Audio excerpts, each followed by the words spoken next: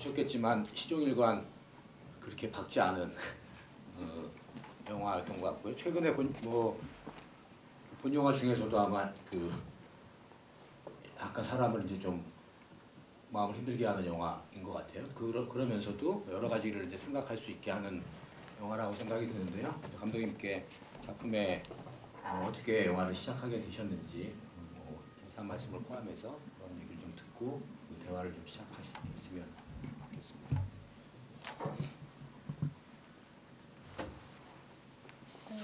안녕하세요.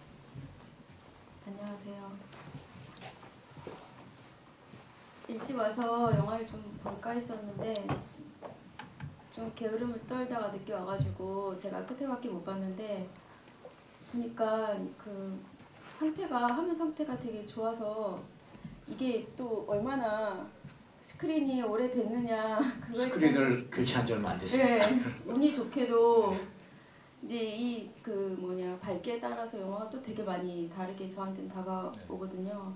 근데 다행히 오늘은 그래도 좀 덜 우울했겠다라는 예상을 했는데 지금 뭐 힘들게 하는 영화라. 아니 화면 상태는 뭐 제가 이전에 봤던 것보다 훨씬 좋았는데 예, 영화 그러니까 자체를 그래도 이제 조금 이렇게 밝게 나오면은 그래도 더 낫더라고요. 연기하는 것도 잘 보이고 하여간 참 다행이라고 생각이 들고 날씨도 참 안 좋은데 몇 분 안 계실 줄 알았는데 많이 계셔가지고 좀 당황스러웠는데 끝까지 함께 잘해주셔서 너무 감사드리고요. 어떻게 만들게 됐냐? 네, 첫 시작 어떻게 했으셨나요? 이게 지금 2011년 3월달에 제가 키우던 고양이가 죽었어요. 여기 나와 있던 것처럼 이름도 희망이었는데 제가 구조한 아이였는데 갑자기 이제 예상치 못하게 수술을 하다가 죽었거든요. 그래가지고 그 전에도 이제 어떤 시나리오들을 쓰고 있었지만 그 충격이 좀 커가지고 그 한 일주일 사이에 시나리오 썼던 것 같아요. 그 일을 겪고 나서 그냥 희망이가 죽기 전부터 그 다음에 이제 묻으러 가기까지 그 며칠간의 사이에 마음이 굉장히 드라마틱해져가지고 이게 뭔가를 어떤 내가 사랑하는 존재를 묻는다는 게 굉장히 어려운 거구나 그런 생각이 들어가지고 그 과정을 묘사를 하고 싶었거든요. 그래서 이제 무덤에 가기까지 그 심정 그리고 주인공들이 무덤에 가는 동안에 자기들의 이야기 마음속에 담아뒀던 어떤 이야기들을 고백하고 그런 과정들을 묘사해보자. 그래서 이제 시작한 시나리오고요. 당시에 2011년 3월인가 4월에 이제 초고가 나왔으니까 저 영화가 만들어진 거는 이제 2년 후고요. 투자가 이제 낙태 얘기도 나오고 그러다 보니까 다 굉장히 안 좋아하셔가지고 투자도 안 되고 그래서 영화를 못 만들 위기에 처했었는데 시나리오를 아무리 많이 써도 사실 영화로 촬영이 되지 않으면 그냥 휴지 조각에 불과하기 때문에 이 얘기가 그냥 사라지는구나 라고 생각하니까 안 되겠다라는 생각이 들더라고요. 그래가지고 아무도 원하지 않지만 나라도 만들자. 그래서 제가 낼 수 있는 빚을 내서 그 예산에 찍을 수 있는 버전으로 다시 각색을 해서 이제 찍게 된 영화입니다. 고생하셨습니다. 어쨌든 처음에 이제 제가 설명을 드릴 때는 영화 이제 신호를 봐도 영화를 소개하는 신호를 봐도 19살 그 남자와 19살이 뭐야? 19살 이런 사람이 이제 그 사랑, 가슴 아픈 사랑 이렇게 이제 얘기를 하니까 선입견을 이제 가질 수 있을 것 같아요. 그런데 그렇죠. 처음에 이제 나오는 장면부터 고양이가 돈도 없는데 90만 원을 쓰고 죽더라고요. 계산하셨군요. 네. 맞아요.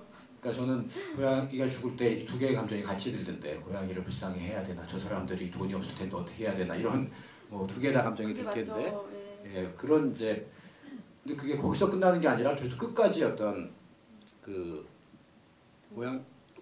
고양이라든가 로맨스하고 그런 것들이 이제 같이 가는데 그런 구조가 상당히 낯설게 보여졌어요. 전 처음에 봤을 때 그게 로맨스로 빠지는 것도 아니고 또 생명에 대한 얘기로 계속 얘기가 나가면서 약간 혼란스럽게 된 지점이 있었다고 생각이 드는데 감독님은 그런 시나리오 쓰실 때 어느 정도의 비중으로 그런 것들이 분배가 되셨는지 처음에는 고양이가 죽고 나서 생각하셨다고 그러셨는데요. 그러니까 이제 시나리오 쓸 때 사실 어디까지 가겠다 이런 걸 완벽히 생각하고 가진 않고 정확하게 이제 어떤 상황, 그러니까 핵심적으로 머릿속에 생생한 어떤 상황이 있는데 이거를 표현하기 위해서 이야기들이 막 동원이 되거든요. 근데 이제 말씀드렸다시피 이제 고양이가 죽어서 그걸 묻어야 되는 과정, 그게 저한테는 핵심이었고 거기서 이제 사람이 등장을 하게 되는데 이런저런 상처를 가진 사람들, 그래서 이제 그들이 고백해야 될 것들이 있었고 뭐 이런 식으로 이제 전제가 되다 보니까 사람이 나왔는데 점점 사람의 비중이 사실 생각지도 못하게 커졌어요. 왜냐면 그 동등하게 갖고 가려고 생각을 했는데 대부분 이런 시나리오를 보면 고양이에 대한 부분, 동물에 대한 부분은 사실 친숙하지가 않은가 봐요. 아직 많은 분이 친숙하지가 않아서 어렵게 느끼시고 그리고 잘 공감을 못 하시거나 아니면 좀 사람 이야기를 더 부각시켜라 이런 모니터를 굉장히 많이 받았거든요. 사람을 따라가게 되니까. 그래서 점점 이제 고양이에 대한 부분들이 줄어가면서 사람 이야기가 중심이 됐는데 그게 나란히 나온 게 이상하다고 이상한 게 아니라 낯설다고 생각. 네, 낯설게 느껴졌어요. 처음에 예상한 거랑 어느 정도까지 얘기가 고양이 얘기가 가다가 사람 얘기로 가겠구나. 했는데 결국은 얘기의 중심이 그 두 개가 같이 이제 거의 동등하게 가는 느낌이라고 생각이 들었고요. 근데 제가 생각하기엔 고양이 얘기가 처음에 생각했던 것보다는 많이 고양이 얘기가 지금 전체 영화에 프롤로그와 에필로그처럼 이렇게 감싸고 있거든요. 프롤로그나 에필로그처럼 감싸고 있고 그 안에 이제 또 사람의 죽음에 대해서 이야기를 하는데 사실은 집의를 하다 보면 많은 분들이는 아니고 항상 이제 나오는 질문이 고양이를 묻은 곳에 아기를 묻는다는 게 너무 쇼킹하다 이런 얘기를 하시고 또 그걸 동등한 위치에 놓는 것 같아서 굉장히 이상하다 이런 질문을 가끔 받아요. 사실은 저는 전혀 거기에 대해서는 그게 이상하다고 생각하지 않았는데 오히려 이제 관객들을 만나면서 내가 좀 이 고양이나 이런 동물 비중을 좀 많이 둔 것이 약간 비상식적인가 이런 생각을 거꾸로 하게 됐어요. 저는 근데 사실은 그게 같은 이야기라고 생각이 들어서 그렇게 갔었던 것 같아요. 말하다 보면 자꾸 질문을 까먹어요. 제가 여쭤본 거하고 조금 이제 다른데요. 좀 정리를 하시면서 하면 될 것 같고 어쨌든 굵은 줄기의 얘기, 고양이의 죽음과 그리고 결국은 인간 두 생명체가 이제 죽게 되는 거잖아요. 근데 이제 제가 또 하나 궁금했던 거는 고양이는 직접 키우고 있잖아요. 여러 마리를 키우고 있고 또 길냥이들도 먹이를 주고 이런데 본인이 잉태한 생명은 결국 본인 의지는 아니겠지만 어쨌든 제 발로 걸어가서 낭태를 하게 되는 거잖아요. 그런 부분은 또 의외로 느껴질 수 있는 부분인 것 같고 그런 부분에 대한 어떤 감독님이 고민을 많이 하셨을 것 같아요. 그런 부분의 윤리적인 판단이라든가 이걸 이제 어떻게 받아들여야 될까? 삶의 무게로 받아들일 수는 있을 텐데 그 부분에 대해서 좀 말씀을 해주시면. 사실은 그것도 이렇게 얘기하면은 좀 저를 이상하게 보시겠지만 거꾸로 이게 문제다라는 걸 알게 된 것도 관객과의 대화를 통해서거든요. 진짜 이런 질문들이 나오는데 문제라고 말씀드리는 건 아니고요. 감독님의 선택에 대해서 어떤 작가적인 판단을 하셨나라고 물어보는 거예요. 아니 그러니까 사실은 그렇게 대단한 생각을 한 게 아닌데 이제 그렇게 얘기를 하시더라고요. 애는 낙태하면서 무슨 길고양이 밥을 주고 말이 되냐. 그러니까 고양이에 대해서 정성을 들이는 것이 굉장히 불쾌하시는 분들도 있었어요. 그러니까 심지어 이제 제가 잘 아는 지인들 중에도 영화를 보고서 저한테 이제 허심탄회하게 이야기를 할 때 이 여자가 너무 마음에 안 든다. 아니 엄마한테도 함부로 얘기하고 낙태도 하고 이런 여자가 무슨 고양이한테 왜 이렇게 정성이냐 막 이러고 굉장히 이제 그 속에 있던 이야기를 막 불만을 막 얘기를 하더라고요. 근데 그런 거를 가끔 GV 하면서 한두 분씩 저한테 얘기를 하셔가지고 세상 많은 사람들이 이제 그런 부분에 대해서 거북해 하는구나 라고 이제 거꾸로 알게 됐고요. 근데 제가 그때 그런 말씀을 드렸어요. 당연히 여자는 아이를 키우고 싶겠죠. 근데 그 고양이를 키우고 그러니까 키우고 가족으로 받아들이고 이렇게 양육하는 것에 대해선 사실 별로 주변 사람들이 크게 방해를 하거나 거기에 대해서 그냥 약간 불쾌하지만 간섭을 하지 않아요. 이거는 이 사람들이 스스로 헤쳐나가면 되는 거고 이 사람들이 알아서 판단하면은 끝까지 갈 수 있는 건데, 근데 아이를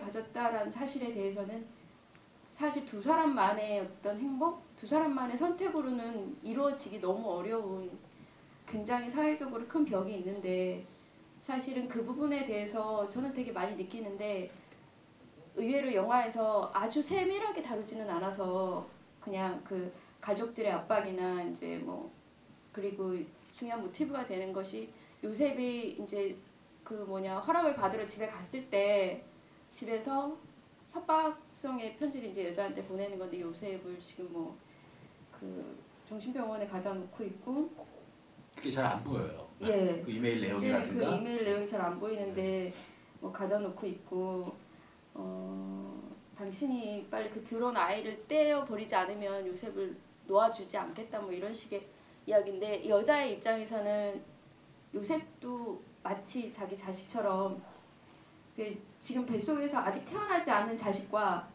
그 다음에 자기 곁에서 함께 삶을 살아왔던 그 존재와 둘을 비교를 해야 되는, 그걸 거래를 해야 되는 상황. 근데 이제 사실 저는 그것들이 세세하게 설명이 되지 않더라도 많은 분들이 낙태라는 것에 대해서 되게 그 심각성을 알고 계실 거라고 생각했어요. 그러니까 예를 들어 저런 이제 사람들이 봤을 때 쉽게 용납 못하는 어떤 커플이라든가 아니 뭐 10대 미혼모라든가 뭐 어떤 식으로든지 불륜의 아이라든가 어떤 식으로든지 사회가 약간 용납하기 어려운, 특히 가족들이 허락하기 어려운 어떤 경우에 태어난 아이에 대한 부정적인 시각이나 이런 거는 사실은 되게 상상을 초월할 정도로 특히 여자들한테 되게 압박이 심하거든요. 근데 그거는 분명히 이제 자기가 나왔어도 그 이후에 계속해서 따라와야 될, 그러니까 세상과 싸워야 될 그럴 일들이 이제 끝까지 가는 건데, 그래서 저는 이제 그때 그 질문하셨던 분한테 그렇게 말씀을 드렸죠. 고양이는 마음대로 할 수 있지만 사람 마음대로 할 수 없었다. 결국엔 이 여자 선택이긴 한데 제가 조금이라도 이제 변명을 드리자면 그런 차이가 있다. 그래서 고양이랑 비교하기는 좀 어려울 것 같다라고 말씀드렸죠.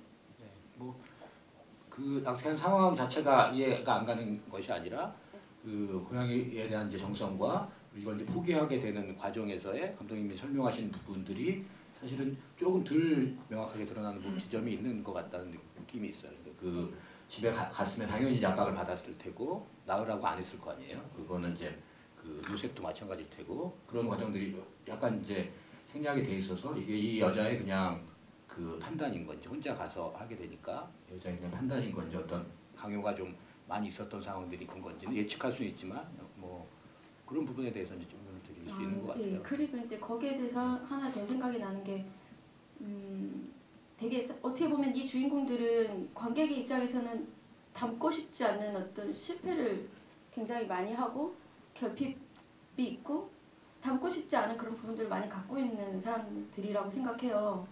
그래서 이제 때때로 관객분들이 아까의 그런 질문과 더불어서 왜 그런 선택을 했느냐에 대해서 잘 이해를 못하겠다라고 얘기를 하시는 것도 충분히 이해가 가는데 이런 어려움을 다 극복을 하고 아이를 낳을 수 있고 거기서 뭐 굉장히 당당하게 일어설 수 있고 그럴 수 있다면 굉장히 좋겠지만 저는 대부분의 사람들이 그러지 못하고 계속 쓰러진다고 생각하거든요. 쓰러지면서 여기 파스칼의 제목처럼 쓰러지면서 이 시간을 그냥 계속 쓰러지면서 다시 일어나서 걸어가고 계속 걸어갈 힘이 없으면 기어가고 그런 식으로 이 위기를 넘기는 게 아닐까 그렇게 생각을 해요. 그래서 굉장히 어떻게 보면은 그냥 나약하고 완벽하지 못한 어떤 인간들의 모습이긴 한데 그런 사람들에 대해서 좀 더 그리고 싶었던 것 같습니다. 제목 말씀하셨는데 파스카라는 제목도 인터넷 검색을 하지 않으면 네. 쉽게 잘 수 있는 제목은 아니고 저도 찾아보긴 했는데 이렇게 단순하게 딱 정리가 되진 않더라고요. 네. 그럼 이제 제목을 정하신 이유 짧게 얘기하면 그냥 뭘 끝내고 난 축제 이렇게 할 수 있을 텐데 그거를 종교 용어인데 그 제목에 대한 설명하고 그렇게 붙이신 이유들 좀 말씀해 주세요. 사실은 이 제목 저는 천주교인인데 제가 천주교인이지만 저희는 이제 천주교에서 미사를 볼 때 그러니까 매번 나오는 용어인데 그럼에도 불구하고 천주교인들한테도 사실은 되게 추상적인 용어긴 해요. 파스카라는 제목이. 그래서 되게 많은 사람들이 말리기도 했고 저 자신도 끊임없이 생각을 해봤는데 이 제목 말고 좀 더 쉬운 게 없을까 또 생각해봤는데 애초에 이제 이 영화를 기획을 할 때 아까 고향의 죽음도 말씀드렸지만 사실은 초고에서 영화적인 시간적인 배경이 사순절과 부활절이 있었어요. 사순절이라는 기간을 어떻게 보내고 그 다음에 부활절을 맞이했을 때 무엇이 달라지는지 외형적인 것이든 아니면 마음의 문제든 그것을 마음에 품고서 시나리오를 처음에 썼었거든요. 제가 사실은 제 가장 중요하게 생각하는 게 이제 매년 돌아오는 거지만 사순절과 부활절의 의미에 대해서 좀 관심이 있어서 그렇게 시작을 한 영화라서 그 제목을 쉽게 바꿀 수는 없었고요. 사실은 사람들이 이런 거 제목이 낯설어서 검색해보면 금방 알 수는 있잖아요. 무슨 뜻인지. 되게 추상적인 의미긴 하지만 도대체 끝이 보이지 않을 것 같은 어떤 위기나 어둠 같은 거 그런 것들을 어떻게 극복할 수 있을까 혹은 이게 어떻게 지나갈 수가 있지? 그렇게 생각하는 시기가 있었어요. 이 시간이 어떻게 지나가지? 라고 생각하는 시기가 있었는데 저 말고도 많은 분들이 그런 시기를 겪을 거라고 생각하거든요. 네, 그래서 거기에 대한 질문을 스스로 하면서 이제 파스카라는 제목을 계속 고집을 했는데 어떤 부활이라든가 방금 말씀하신 것처럼 축제라든가 이런 의미는 사실 저한테는 되게 부담스러운 의미긴 해요. 왜냐하면 삶의 어떤 지점에서 감히 이제 부활이나 축제를 얘기를 하기가 어려울 만큼 저는 이제 함부로 떠올리기 어려운 그런 단어들이거든요. 단지 파스카라는 것이 그것보다 이 시기를 통과한다라는 것에 대해서 더 초점을 맞춘 의미였으면 하는 바람이 있습니다.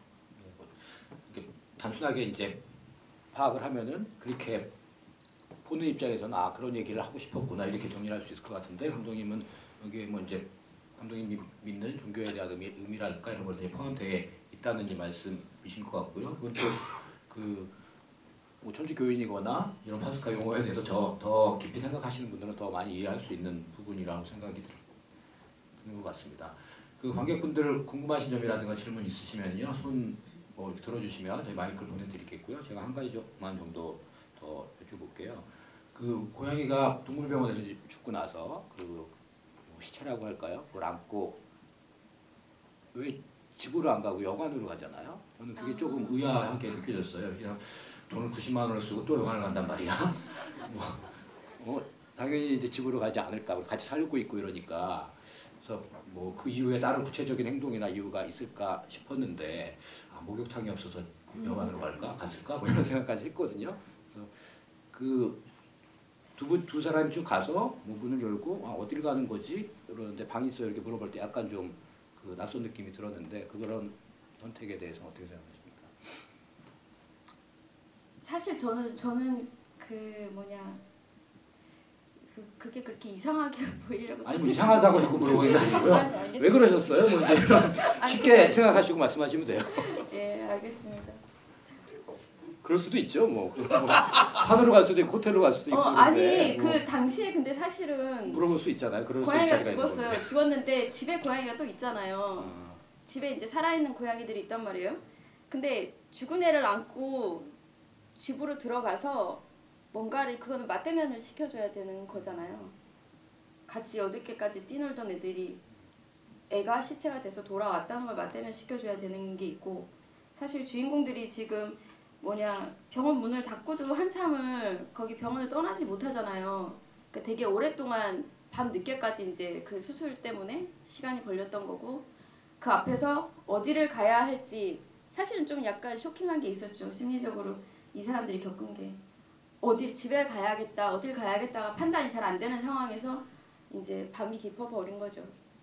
그래가지고 영화를 가게 된 겁니다. 그렇게 얘기하시면 될 네. 거를 저는 동물병원이 멀어서 택시 타고 가는 비용이나 그렇죠. 예, 뭐, 그것도 그렇고. 뭐 영화 가는 비용은 그 비슷해서 정도 되면은 이제 저 정도 사는 사람들이면 이제 카드를 쓰는 것에 대해서 아주 뭐 그렇게 또 그런 요관 비용까지 계산을 할 정도로 세밀하게 살아가지 못하기 때문에.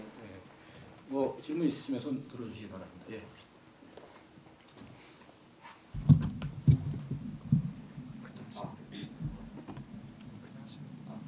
영화 감상은 잘 했고요. 저도 독립 영화는 잘 접하지 못했는데 간만에 접한 것 같습니다. 하여튼 잘 봤습니다. 그 질문은 이게 어떤 장르에서의 근데 호러는 아닌 것 같은데 또 로맨스도 아니고 그 드라마인데 생명 뭐 동물에 관련 뭐 사랑 근데 좀 제가 쇼킹한 거는 이제 실제로 낙태 장면에서 태아를 보여주는 거는 처음 본 것 같아요. 그리고 그 후에 이제 환상적인 가을이하고 요셉하고 서로 주고 엇끝나면서 낙태하는 그러니까 낙태 전에 그거 하고 그 전 하나의 질문은 그 가을이가 애를 가지고 보면서 뭐 집에서 뭘 하는 장면이 왜 들어가 있는지 그걸 잘 이해를 못하겠어요. 네. 여러 가지 이제 얘기를 해주셨는데 정리가 좀 된 것 같은데요. 이게 뭐 그 장르를 뭘로 했는데 뭐 장르 규정하기 이제 어렵죠. 그리고 낙태 장면은 처음 보여주셨다고 얘기를 하셨는데 저는 그 전에 이 영화를 딱 보자마자 생각한 영화가 있었는데요. 예, 크리스탈 문주의 그 4개월 3주 50 며칠이라는 영화가 있어요. 그것도 낙태에 관한 영화인데 저도 그 영화를 볼 때 제발 뭐 이랬어요. 나오지 말아라. 나오지 말아라. 근데 딱 나오더라고요. 근데 이 영화는 제발 이랬는데 역시나 나와서 조금 제발할 겨를도 없이 나오지 않았어요 혹시? 이거 설마 보여주리라 생각 못했다. 천천히 이렇게 하는데 핏자국만 보여주겠지 이랬는데 보여줘서 감독이 독하구나 그런 생각을 했는데요. 어쨌든 뭐 직접적으로 질문하신 거는 그렇게는 나중에 해주시고 착각할 수 있는 장면 같아요. 그 아기를 보는 장면이 있잖아요. 그 장면이 왜 들어갔는지 뭐. 예, 그 장면은 그 요셉이 가고 나서 가을이 여러 가지 아르바이트를 하는 장면이 나오잖아요. 집에서 무슨 액세서리 부업도 하고 그 아기 베이비시터. 베이비시터 아르바이트를 하는 건데 근데 사실 뭐 그런 장면이 나오면은 애를 낳았어? 막 이렇게 생각하잖아요. 근데 저는 그게 재밌을 거라고 생각했어요. 왜냐면 가을이 이제 아이랑 함께 나오는 장면이 없으니까 상상해 볼 수 있잖아요. 애를 낳았다면 저런 모습일까? 아니면 뭐 애를 낳나? 라고 잠깐 생각했지만 그게 아닌 걸 또 아시게 될 테니까 재밌으라고.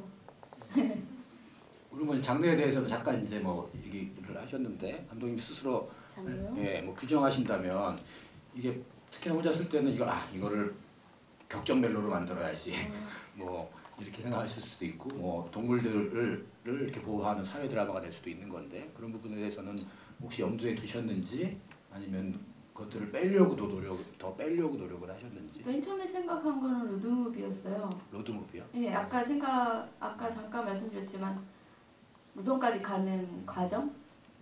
근데 이제 주인공들의 이제 고백뿐만이 아니라 그 생활상이 많이 나오면서 이제 길이라는 거는 하는 과정이라는 건 되게 추상적인 의미가 돼버렸고 실제로는 뭐 드라마 형식이 된 거죠. 근데 장르는 사실은 별로 신경 쓰지 않기 때문에 이 이야기가 가고자 하는 방향에 충실할 뿐이니까.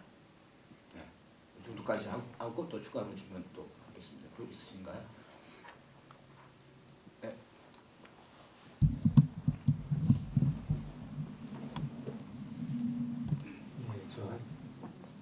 세 가지 정도 하고 싶은데 다 할 수 있을지 모르겠어요. 짧게 해주시면요. 일단 첫 번째로 궁금한 건요. 제가 고양이를 좋아하지도 않고 고양이 키워본 적도 없어서 사실 저기 나온 고양이들이 다 식별은 안 돼요. 근데 그 첫 번째 장면에서 그러니까 가을과 그 요셉이 함께 누워 있으면서 이제 노래 불러달라고 할 때 보면 이불 위에 고양이가 한 마리 있잖아요. 근데 제가 언뜻 보기로는 그 두 번째 희망이가 아닌가 싶긴 한데 혹시 제가 잘못 본 건지 그게 일단 네, 고양이의 종에 대해서. 예. 그다음에 두 번째는 그 인디스페이스 앞에서 이렇게 군복 입고 찍은 장면이 있던데 그 장면이 좀 앞과 뒤에 비해서 좀 튀어 보였거든요.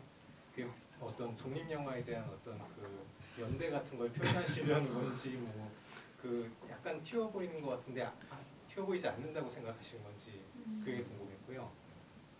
세 번째는 아까 조영석 선생님도 그 지적을 하셨는데 그 이메일 내용이 좀 읽어보려고 그러면 갑자기 탁 넘어가 버리던데, 그러니까 그 내용은 그다지 중요하지 않다고 생각하셨던 건지 그 부분이 좀 궁금합니다. 일단 고양이는 그 아기 희망이가 아니고요. 중간중간 그 애가 되게 많이 나와. 이름이 금단인데 중간중간 많이 나오거든요. 그 얼룩덜룩한 네. 여러 가지가 섞여 있는. 그리고 극장은 아니 그게 총그 아, 촬영할 때 네. 몇 마리 정도의 고양이가 동원됐든지 그 영화에 나오는 고양이만 뿐만 아니라 여러 마리가 필요했을 것 같기도 하고 그런데. 집에 있는 애는 2마리. 네. 침대 처음에 같이 자던 애랑 그다음에 약간 흰 무늬에 얼룩이 있는. 예, 머리에 까만 점이 있는 2마리고요. 그 희망이가 있었고 죽은 희망이, 그다음에 맨 마지막에 구조한 아기 희망이가 있었고, 그다음에 이제 길고양이들이죠. 그렇게 있었고요. 그다음에 넘어갈까요? 네. 극장은 그냥 주인공이 왜 제대를 하면 혹은 휴가를 나오거나 제대를 하면 이제 막 그 사람과 함께 했던 어떤 공간들을 돌아보게 되고 뭐 그런 상황이라고 제가 설정을 한 거거든요. 집에 예전에 살았던 집에도 가보고 극장도 가보고. 근데 이제 그 극장을 인디스페이스라는 특정한 어떤 극장의 이미지가 있어서, 그리고 포스터에 대해서도 어떤 분들은 혹시 의도적으로 그 포스터 앞에서 찍었냐 그렇게 얘기를 했어요. 근데 사실은 그거는 제가 선택할 수 있는 문제가 아니었는데 일단 극장이 필요했고요. 추억이 어린 그 공간으로, 카페도 그렇고. 그게 튀었는지 그건 전혀 몰랐어요. 그리고 이메일이 잘 안 보이는데 그건 좀 반반인데, 당시 저희가 촬영할 때는 이제 촬영 감독의 눈을 믿으면서 그걸 이제 클로즈업으로 찍으려고 생각했기 때문에 모니터를 당연히 보인다고 생각을 했는데, 이제 시사할 때만 해도 극장에서 보인다고 생각했거든요. 근데 이후에 여러 번 상영을 하면서 극장 상태에 따라서 보였다 안 보였다 하기도 하고, 그리고 읽기에는 또 시간이 좀 짧더라고요. 근데 처음에는 그거를 굉장히 중요하게 생각하지는 않았어요.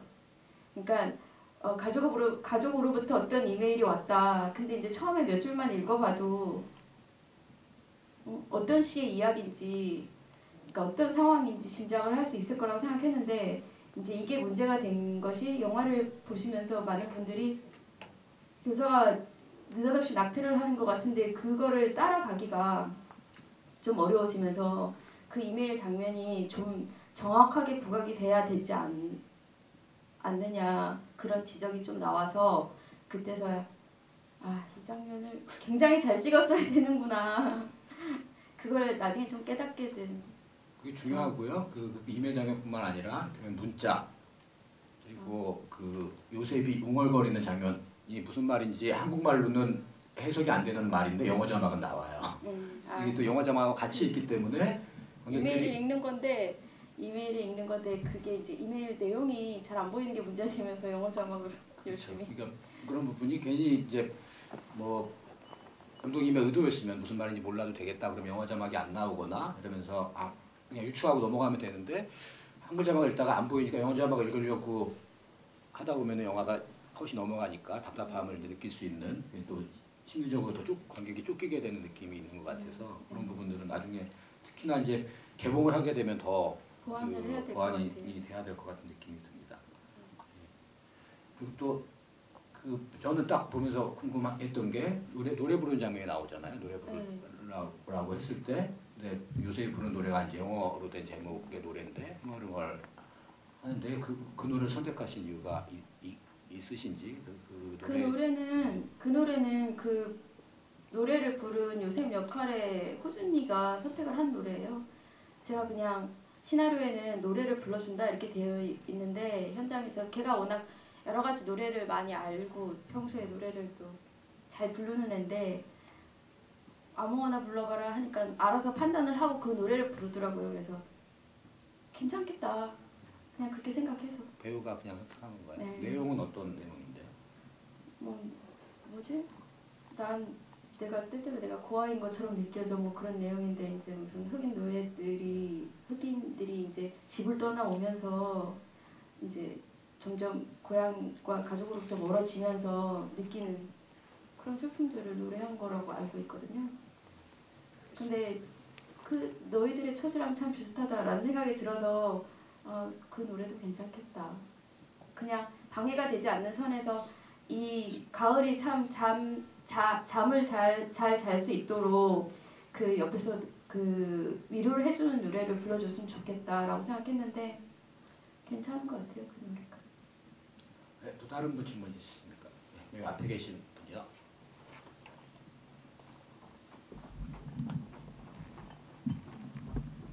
손좀 한번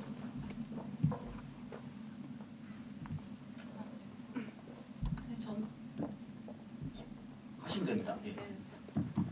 네. 저도 그 코숏 여러 마리를 기르고 있어서 상당히 많은 공감을 하면서 보긴 했는데요. 드릴 질문이 이제 아까 좀 전에 나왔던 질문에서 이제 좀 연장선이 될 수가 있는데 그 낙태 장면을 되게 적나라하게 보여주셨잖아요. 근데 그 의도가 그 엔딩 크레딧에 보면은 이제 낙태 반대 운동 연합에서 자문을 구하신 것 같더라고요. 그래서 그런 어떤 낙태에 반대하는 입장을 조금 확고히 이렇게 보여주시기 위한 의도인지 좀 그 부분이 궁금해요. 왜냐하면은 오히려 이렇게 저 동거 커플을 보면은 오히려 그 낙태를 할 수밖에 없는 그런 상황들에 대해서 오히려 저 영화를 보면서 감독님은 더 이렇게 그러니까 낙태 합법에 대해서 더 이해를 하면서 뭔가 그렇게 전개를 하시지 않을까 딱 생각했는데 나중에 이제 자막 올라가는 거 보고 약간 좀 불편함을 느꼈거든요. 예, 그래서 그 부분에 대한 감독님의 뭐 어떤 관점 이렇게 살짝 궁금합니다.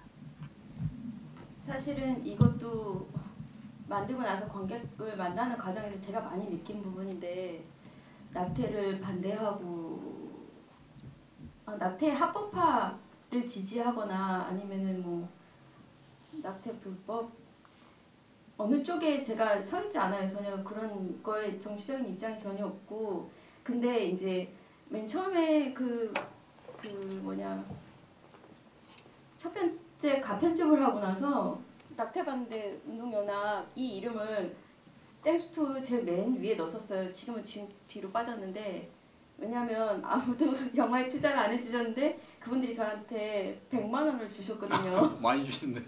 예, 맨 처음에 이제 제가 뭘 물어보러 찾아 간 거예요. 그러니까 처음에 산부인과 섭외 때문에 산부인과를 제대로 돈을 내서 섭외하려면은 제가 제작비를 안 될 뿐더러 그 허락도 안 해주고 누가 낙태하는 장면을 찍으라고 하겠어요. 그래갖고 생각을 한 거죠. 낙태받는데 그런 단체에 가면 좋은 산부인과를 소개시켜주겠다. 갔는데 이제 어쨌든 그분들이 여러 가지로 공감을 하시면서 조금 도와주셨고 그래서 고마워서 이름을 올렸더니 제 지인이 영화를 보고선 잘 보다가 딱 그 이름을 보자마자 방금 말씀하신 것처럼 확 불쾌해져가지고 무슨 낙태 반대 운동하냐고 그런 얘기를 하는 거예요. 그렇고 저도 깜짝 놀라가지고 아 그렇게 보이냐고 하니까 그 문제에 굉장히 민감한 문제라면서 낙태 합법화와 불법의 어떤 입장에 쓴다라는 것이 엄청 중요한 문제라면서 제대로 처신하라고 나한테 그렇게 얘기를 하는데 그래서 생각을 해봤어요.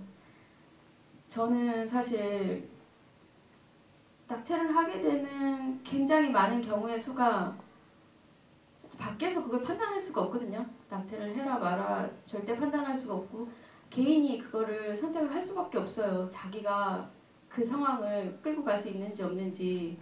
왜냐하면 아무도 책임져 주지 않잖아요. 근데 아이를 낳고 나서 이후의 삶에 대해서는 아무도 책임져 주지 않지만 굉장히 엄청난 고통이 또 따를 거거든요. 근데 거기서 어떤 생명을 더 여자를 중요하게 생각하고 혹은 태아를 중요하게 생각하고 어떤 걸 중요하게 생각을 하는지 어떤 선택을 하는지에 대해서는 사실 누구도 말을 할 수 없다고 생각해요. 그래서 낙태가 합법이 돼도 여러 가지 문제가 생길 거고 불법이 돼도 굉장히 많은 문제가 지금 생기고 있는데 그런 입장에 대해서 제가 얘기를 할 수 있는 부분이 아니고요. 단지 그 장면을 보여준 거는 우리가 낙태를 하든지 안 하든지 그게 어떤 건지는 좀 알자. 저는 되게 안타까운 게 제 주변에도 알게 모르게 낙태를 하신 분들이 상당히 많은데 대부분은 그 상처를 평생 끌고 가요.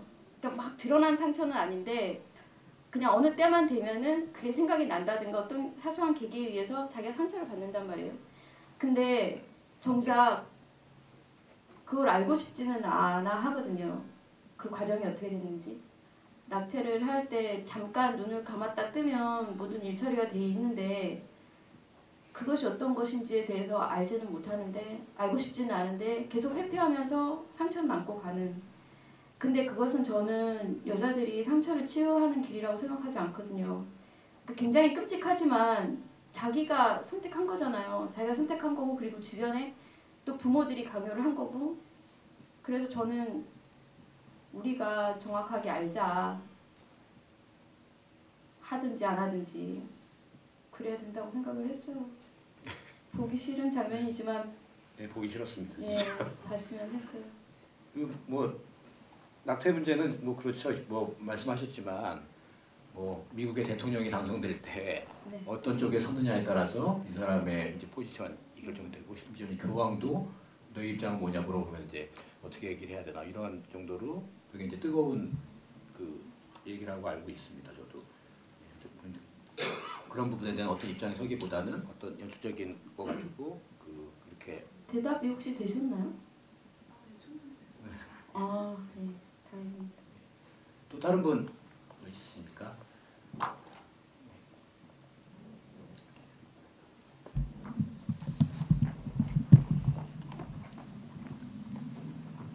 네, 영화 굉장히 잘 봤고요. 감사합니다. 동물들이 굉장히 많이 나오는데 동물들을 컨트롤하면서 영화를 촬영하시는데 힘드신 점은 없으셨나요? 사실은 시나리오는 쓰긴 쓰면서도 시나리오 처음 쓸 때부터 굉장히 압박이 됐어요. 이걸 어떻게 표현하지? 저도 고양이들을 키우고 있지만 고양이들이 훈련이 되는 애들이 아니거든요. 사회성도 없고 훈련이 되는 애들이 아닌데 괴롭혀야 되나? 그것도 굉장히 부담스러운 데다가 희망이가 죽어야 되는 어떤 상황도 연출을 해야 되잖아요. 엄청 부담스러웠는데 막상 촬영을 하게 될 때는 굉장히 손쉽게 됐어요. 일단은 희망이 문제 같은 경우에 실제로 저 동물병원을 빌려주신 양쪽에 그 동물병원 원장님들이 거의 다 자기들 이제 거기서 키우는 고양이도 내주시고 실제 그 희망이는 거기 병원에서 키우는 애거든요. 그러니까 가장 건강한 아이를 잠깐 한 30분 정도 마취를 하는 거는 오히려 아무런 해가 되지 않는다고 얘기를 하시더라고요. 오히려 아픈 애를 내가 마침 아픈 애가 있으면 데리고 와야 되나라고 생각했는데 그게 더 위험하고 그래서 선생님이 내주시고 그리고 뭐 연기도 직접 하셨거든요. 연기도 직접 하시고 그래서 병원 장면은 되게 엄청 도움 받아서 했고 그리고 이제 고양이 집고양이가 가장 문제였는데 제가 키우는 고양이들이에요. 제 저기 집에 나오는 2마리가 제가 키운 애들인데 엄청 똑똑하고 가장 사회성이 있는 그런 고양이를 데려다가 그것도 남의 집에 이제 그 섭외가 된 집에 데려다가 며칠 촬영 전에 며칠 동안 계속 살게 했어요. 살게 하면서 스태프들한테 제가 이제 주의를 줬죠. 고양이들이 약간만 뭔가가 불안하고 위협을 받아도 얘네는 그냥 숨어버리는 애들이니까 발소리든 뭐든 그러니까 큰 소리가 나지 않게 조심해 주시고 그리고 무엇보다도 일단 좀 친해졌으면 좋겠다 애들하고. 근데 스태프들이 되게 협조를 잘 해주셔갖고 근데 뭐 나중에 굉장히 힘들었다고 그냥 소리를 많이 안 내면서 짐을 막 팍팍 옮겨야 되는데 그 막 조명도 그렇고 근데 그런 것들을 조심조심 해야 되고 뭐 고양이를 또 달래가면서 해야 되니까 스태프들이 좀 고생을 하긴 했는데 생각보다 애들이 또 금방 적응을 해줘가지고 일단은 모두가 대기하고 스탠바이 하고 있는 상황에서 고양이를 투입시켜요. 그래서 걔네가 아무 일도 안 일어날 것처럼 안심시켜 놓고서 놀게 하잖아요.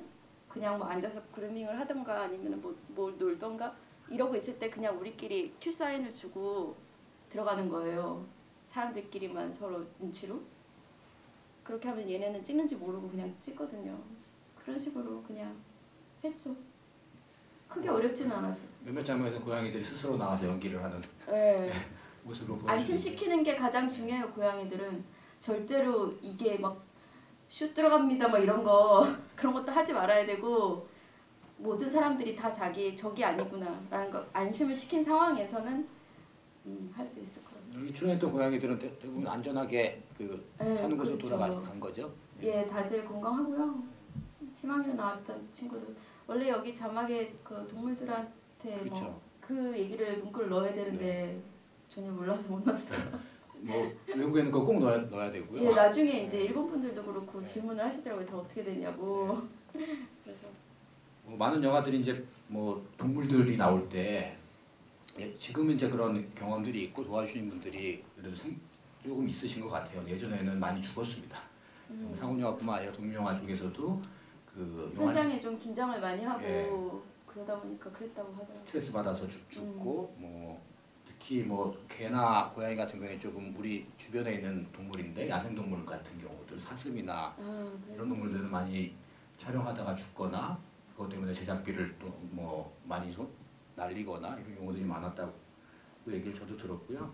그 박정권 감독의 부산일기라는 영화에 보면 백구가 나오거든요. 백구가 이창동 감독님 말에 의하면 그 중에 나오는 사람을 포함해서 연기를 가장 잘한다 이렇게 얘기를 하셨대요. 근데 그 얘는 주연이자 감독인 박종관 감독이 키우는 건가요?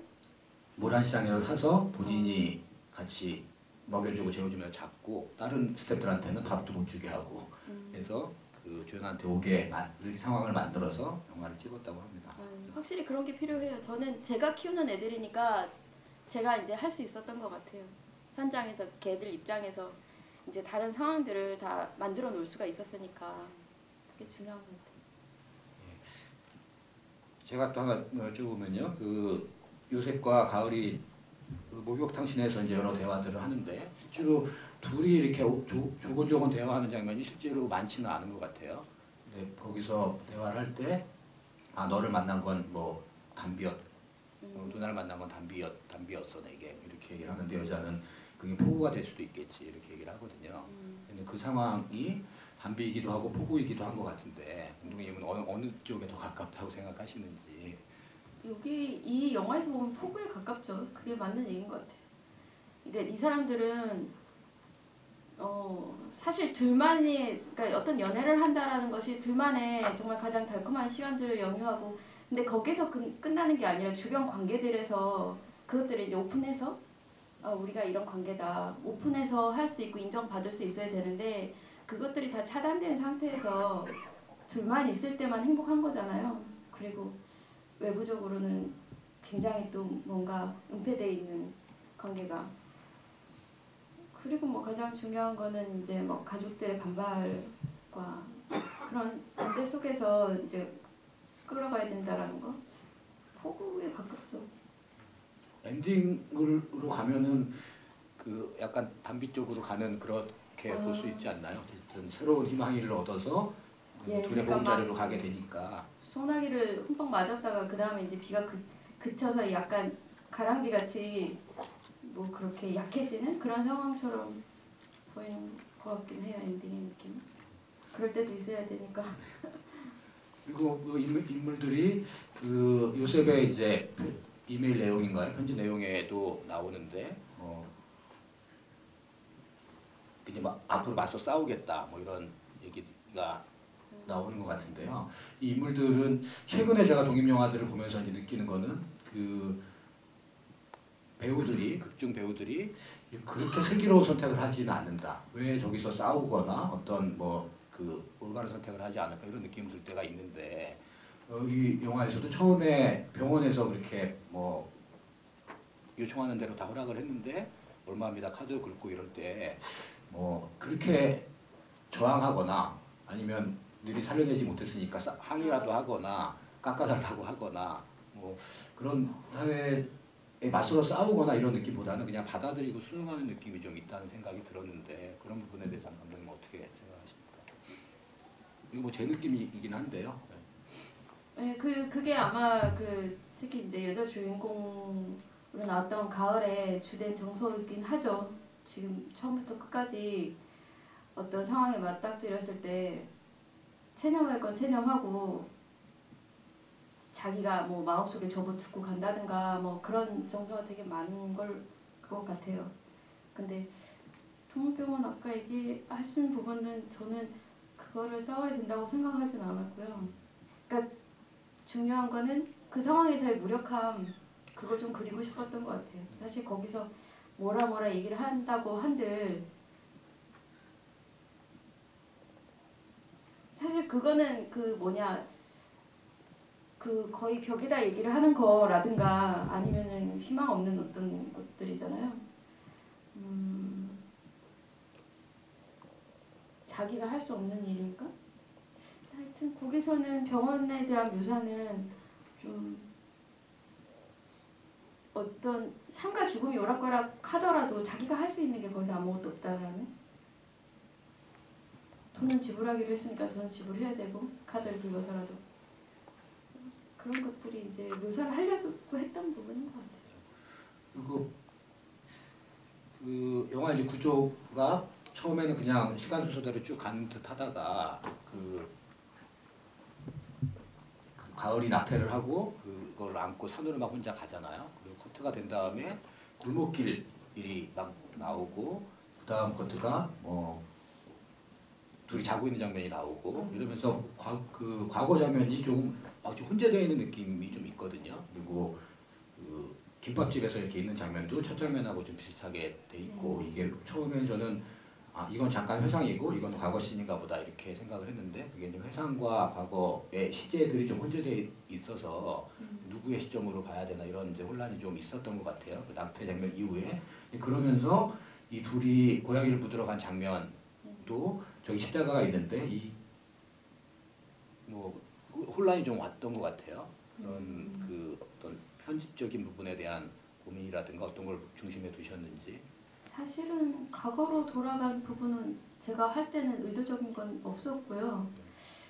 근데 단지 그 반복되는 장면들이 있잖아요. 침대 위의 장면과 그 다음에 뭐 김밥집 글 쓰는 거 반복되는 장면들이 있는데 그거는 제가 일상이 항상 약간 다른 모습으로 반복된다고 생각을 하거든요. 근데 특히나 이제 대표적으로 잠자는 장면이 맨 처음에 나오고 그 다음에 묻으러 갔다 온 다음에 나오잖아요. 그냥 그런 것들을 보면 관객들한테 주고 싶은 효과 뭐 이런 것들을 생각을 하는 건데 우리가 맨 처음에 봤었던 그 일상으로 다시 되돌아왔는데 이제 그 노래 소리가 혹은 이들의 얼굴이 또 어떻게 달라 보일까 그들의 삶 속으로 들어갔다가 다시 나와서 봤을 때 그 장면이 또 어떻게 달라 보일까. 우리 삶은 늘 반복이 되는데 매일 밥을 먹고 매일 어딘가를 출근을 하고 돌아와서 잠을 자고 하는데 그 안에는 굉장히 다른 수많은 다른 기분에 휩싸였다가 다시 돌아오잖아요. 그래서 일상 그들의 삶도 그렇고 우리 일상도 반복이 되는데 그 안에서 약간의 정서적인 차이 그런 것들이 묻어서 나온다라는 생각들을 하고서 이제 비슷한 장면들을 썼고요. 그리고 이제 그 애기를 묻으러 갔다가 골목으로 들어가고 다시 빠져나오는 그 장면은 사실 시간적으로 이제 과거로 돌아간 건 아니고 이제 시간적으로 비약이 있는 건데 조금 여자가 무덤으로 가는데 그 가는 과정 속에서 그들의 잠깐의 내면 속 지하 세계로 들어가는 그 어두운 골목 그런 느낌을 잠깐 내면 속으로 들어가는 느낌을 주고 싶었던 것 같아요. 그러다가도 이제 바로 유색가의 또 다른 일상으로 빠져나오는 건데 그런 마음이 좀 있었죠 편집에. 과거로 돌아가는 어느 연출적인 의도는 없었단 말씀이신 거죠? 저는 반복되는 장면이 있고 이래서 반복되는 그냥 예. 일상인데 그게 시간상으로 연장선상에 있다고 생각해요. 또 관객분들 뭐 질문 있으십니까? 계십니다. 근데 시간적인 것에 대해서는 항상 저는 그런 생각하거든요. 어떤 식으로 재배치를 하든 그것이 관객한테 더 의미가 있고 혹은 더 재미가 있으면 그렇게 해도 좋다라고 생각하고 그 여지를 항상 열어놓고 싶은 생각은 있어요. 근데 제 느낌에는 명확하게 안 읽혀서 이거를 과거를 받아들여야 될지 그냥 시점 영화적인 점프로 과거로 넘어간 건지 누군가의 회상인 건지 이를테면은 그 요셉이 뭐 눌리는 거 있잖아요. 요셉이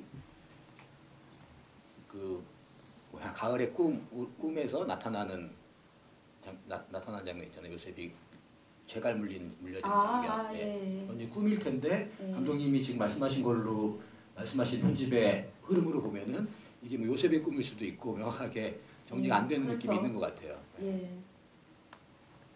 그걸 노렸는데 그게 오히려 어떤 사람한테는 아 참 헷갈리고 이 영화 어디로 가는 건지 모르겠다 이렇게 생각하신 관객도 분명히 있고 아니면 아 여러 가지 이제 자기 멋대로 상상할 수 있어 참 재밌다라고 생각하는 분들도 있을 거라 생각해요.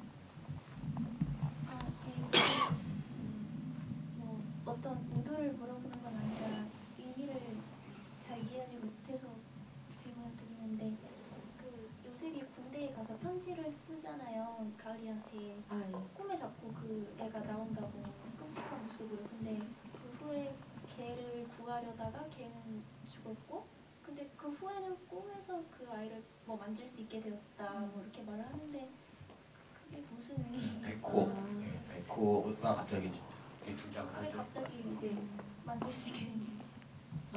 그 얘기거든요. 일단은 그 뭐냐 낙태된 아이의 태명을 백호라고 일단은 자기들끼리 지은 거고요. 요셉이 그 낙태 과정이 어땠는지에 대해서는 아마 이후에 자기가 스스로 알게 됐든 상상을 했든 이제 품고 있을 건데 자기가 직접 경험하지 않아도 그 악몽에 계속 시달리는 거죠. 왜냐면 아이가 찢어져서 나오니까 자꾸 자기가 꿈속에서 차를 타고 가는데 자꾸 원하지 않는 길을 자꾸 가는데 뭔가를 자꾸 치이는 거예요. 자꾸 누군가를 치게 되는데 그게 끔찍해서 볼 수가 없고 근데 이제 어느 날 실제로 꿈이 아니라 어느 날 로드킬을 당한 개를 발견을 하게 됐는데 그래서 개를 건졌어요. 길에서 끄집어냈는데 이제 자기 품 안에서 죽었단 말이에요. 근데 꿈속에서 계속 로드킬에 대한 공포가 있었는데 실제로 그 개를 받아 안고서 죽음에 대해서 받아들이게 됐다라는 얘기거든요. 그래서 그때부터는 꿈속에서 자기 아기가 자꾸 자기 차에 치여서 찢기는데 그것이 계속 도망치고 싶은 형상이었는데 자기가 그걸 수습하게 됐다고 가슴에 품고 받아들이게 됐다 그 얘기. 네, 또 다른 분 있으십니까? 약간 뭐 혼란스럽게 저는 그 전에 키우던 다른 고양이나 이런 부분을 얘기하는 건가? 이 친구가 그 느닷없이 백호라는 이름이 나오면서 다른 그 이름 얘기하는 건가 이런 느낌 약간 있었는데 느낌상으로는 그 아이인 것 같죠. 예, 그렇죠. 이제 새로운 이름이 등장해서 아까 걔는 희망이었는데 뭐 이제 예, 그 태명이라고 받아들이면 될 것 같습니다. 또 다른 분 있으십니까? 네, 없으시면은 뭐 대략 뭐 마무리해야 될 것 같은데요. 감독님이 어쨌든 처음에 이제 동물의 고양이의 죽음에서 시작해서 영화를 뭐 낙태 문제까지 그리고 두 나이 차이가 있는 사회적으로 받아들이지 않는 어떤 두 사람의 사랑이라든가 이런 것까지 이제 얘기를 크게 하셨는데요. 그 구체적으로 뭐 한번 요약해서 이 영화를 통해서 관객들이 어떤 부분을 느꼈으면 좋겠는지 얘기를 해줄 수 있는지. 그 영화 만들면서 사실 그런 거를 크게 생각하지는 않아요. 그 뭐냐 뭘 줘야겠다 이런 생각은 크게 하지 않는데 이야기에 굉장히 충실하게 이런 이야기 혹은 이런 질문은 어떻게 변해서 어떻게 그 결말을 맺게 될까 혹은 어떤 답을 얻을 수 있을까 그거에 대해서 저도 굉장히 궁금해하면서 하나하나 차곡차곡 쌓아가게 되는데 그 뭐냐 이 영화를 통해서는 저는 그래도 조금 욕심이 있다면 사람들이 동물도 나오고 지금 태아도 나오고 하는데 생명에 대해서 그냥 한 번 더 들여다봤으면 그러니까 사실 동물하고 친하지 않는 사람들도 되게 많고 어떤 사람은 가족처럼 지내지만 어떤 사람한테는 길고양이 보면 돌 던지고 싶고 이런 사람들도 많잖아요. 근데 그것도 다 인정하는데 걔네들이 영화 속에서 살아가는 모습을 보여줌으로써 아 저게 그냥 길거리에 이제 떨어져 있는 돌멩이 같은 존재가 아니라 교감을 하는 존재구나 인간하고 그런 거 살아있는 존재라는 거 그리고 이제 그 낙태를 통해서는 그런 바람이 좀 있었어요.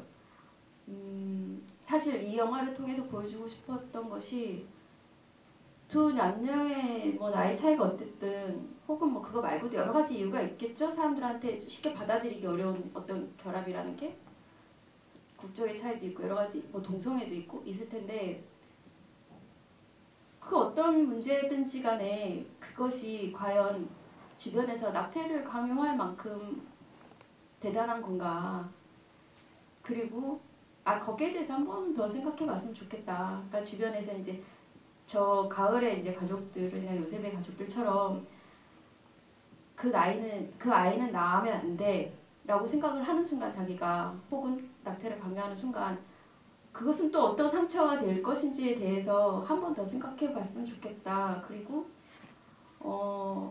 이들의 이제 뭐 국적의 차이든 나이의 차이든 이상한 커플이 살아가는 모습이 특이한 게 아니라 그들도 똑같이 우리가 맨날 먹고 사는 거 걱정하고 그리고 같이 밥하고 같이 집안일하고 대화하는 우리의 어떤 관계랑 크게 다르지 않구나.